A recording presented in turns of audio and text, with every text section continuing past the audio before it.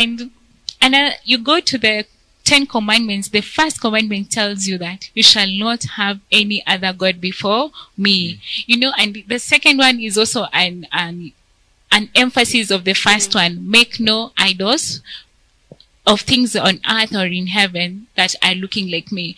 God is emphasizing on worship me, true God.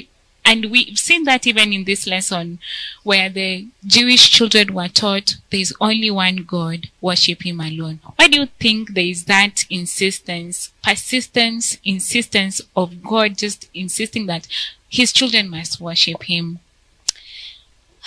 I think even firstly, to even identify who to worship. Yeah.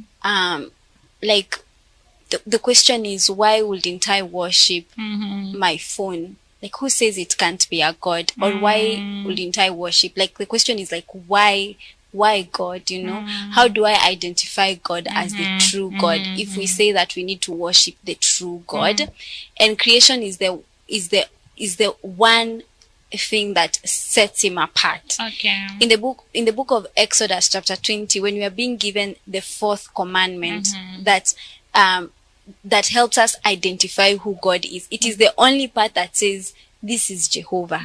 The other commandments don't tell us who is God. They don't tell us honor the. They tell us have me as the only true God.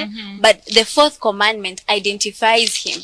It says, I am Jehovah. But how does it say it? It says, the one who created the heavens and the earth. What identifies him is his creation. When the book of Isaiah 46 asks who is going to liken me to anything else?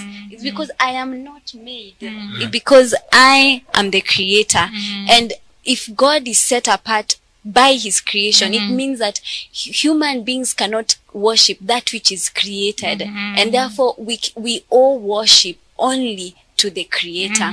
And the emphasis to now therefore render worship back to the creator, it's because then anything else that can be worshipped has been made, we can only worship that which has only in itself the highest power, the highest power, as Raphael puts it, and the only source of power, the only source of life.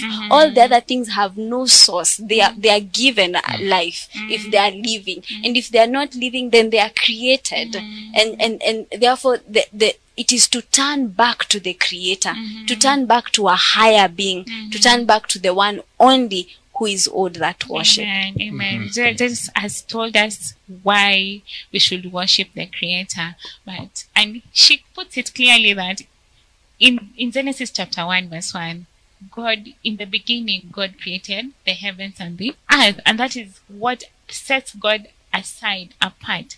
So I'm just going